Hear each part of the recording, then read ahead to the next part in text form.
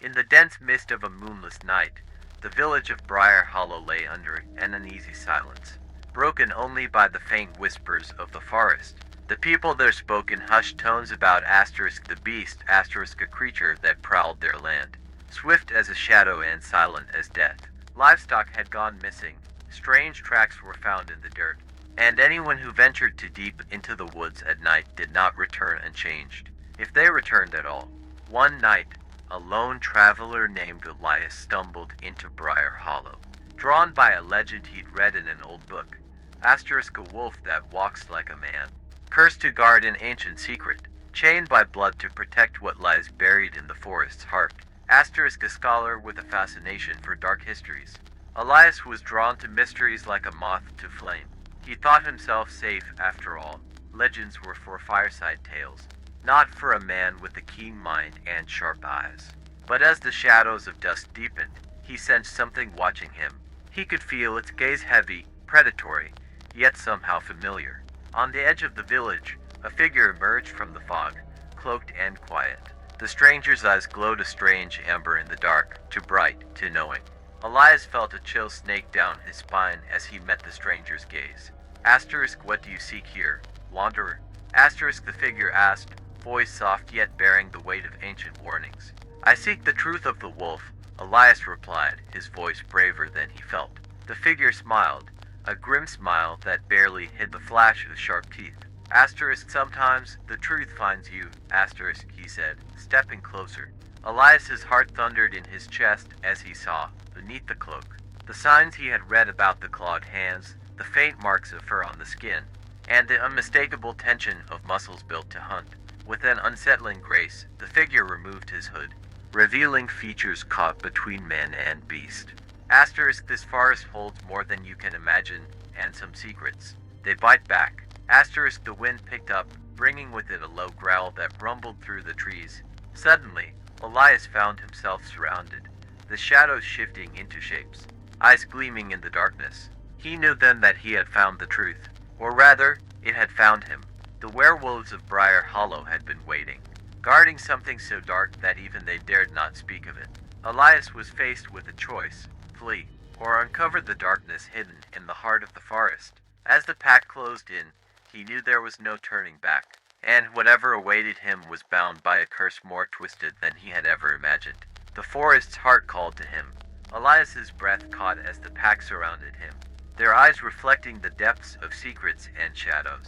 The cloaked figure, half man, half wolf, stepped closer, his amber gaze piercing Elias with an intensity that made him feel utterly exposed. Asterisk, you think you came here by choice. Asterisk, the figure murmured, tilting his head as if studying an ancient riddle. Asterisk, foolish. The curse of this forest calls only those bound by fate. You were chosen long before you set foot on Briar Hollow soil. Asterisk, a shiver ran through Elias as the figure's words coiled around him, tightening like vines in the night. He tried to muster the courage to speak, to demand answers, but his voice failed him. In the silence, a strange whisper seemed to rise from the ground, a chant carried by the wind, as if the forest itself were alive, watching, waiting. Suddenly, the ground beneath Elias shifted, and the fog parted to reveal an ancient stone circle etched with symbols he couldn't recognize, but instinctively feared.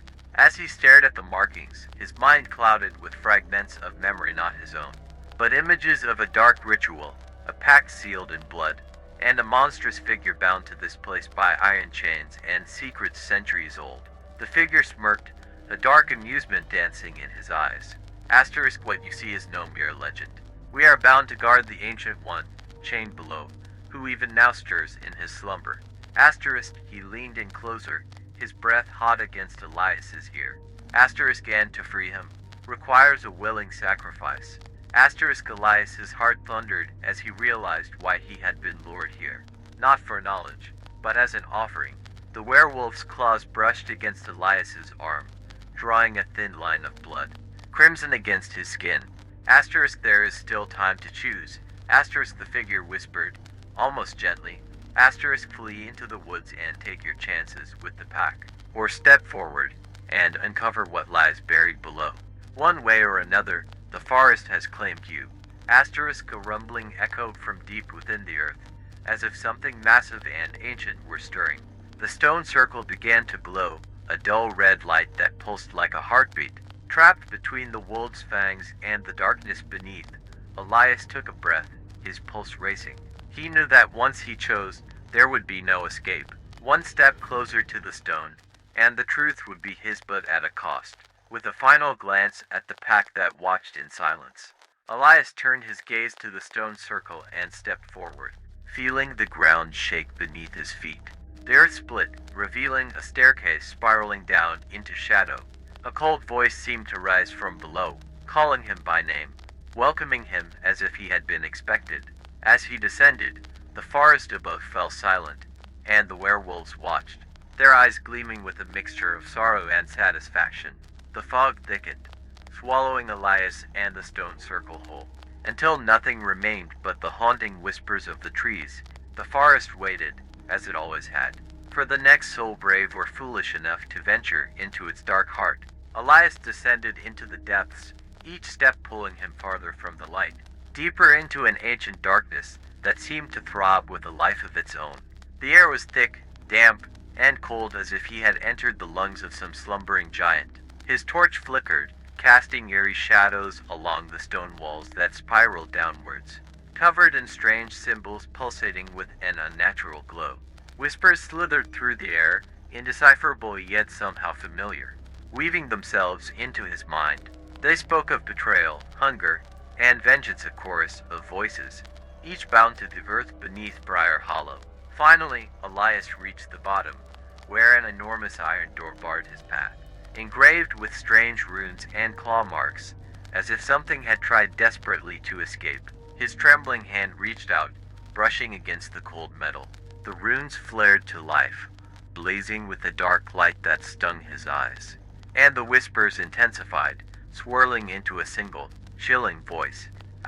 Welcome, Elias. We have waited long for you. The door creaked open, revealing a cavern shrouded in mist. At its center lay a stone altar, and chained upon it was a massive, contorted figure, a creature that seemed neither fully human nor wolf. Its eyes snapped open, gleaming like coals, and Elias stumbled back, his heart pounding as the thing strained against its chains. The figure steadied him with a look of dark recognition.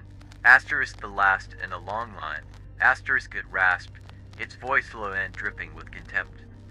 You bear the blood of the one who bound me here, Elias. And now, you've come to finish what he could not. Confusion clouded Elias's mind. What do you mean? I came only to seek the truth, he protested, though he knew his words sounded hollow, even to himself. The creature's laugh echoed, a sound like stones grinding deep in the earth. You bear his mark, boy. Your blood binds you to the curse, as it did your ancestor. He thought he could control me, but he only buried his sins deeper. It twisted, yanking at its chains, which groaned under the strain. Now, his fate is yours unless you break the bond. Elias felt the weight of destiny pressing down on him, a destiny he'd never asked for. But the creature's words lodged in his mind like splinters, planting seeds of doubt and dread. If what it said was true, then his own blood bound him to this nightmare, cursed to guard a being older and darker than anything in his wildest fears. Release me, Elias. The creature hissed, its voice softening, almost pleading. Together, we can destroy this curse, and the endless suffering. Elias hesitated, his hand hovering over the shackles. The darkness around him seemed to press closer, and in the periphery of his vision, he saw ghostly figures, faces twisted in agony, the spirits of others who had stood here, bound by the same fate. They whispered, urging him to flee, to turn back, to break the cycle. But another voice, buried deep within, whispered differently. Unlock the chains, fulfill the prophecy. With a shaking breath, Elias reached forward, his fingers brushing the first shackle, feeling the power coursing through it. A flicker of doubt crossed his mind as he met the creature's gaze, its eyes blazing with a mixture of hope and hunger. As he touched the lock, the cavern trembled, and the ghostly figures howled, their voices merging into a chorus of rage and terror. The ground cracked, sending up plumes of black mist that wrapped around Elias's feet, binding him to the spot. And in that instant, he understood. Releasing this creature would not end the curse, but transform it. The darkness would be freed, but at a terrible cost. Caught between destiny and horror, Elias felt the choice closing in on him, squeezing tighter than the cold iron shackles. The creature's eyes gleamed, waiting, hungering for his decision. With one final glance at the altar, Elias knew that whatever path he chose, the forest would never release him, not completely.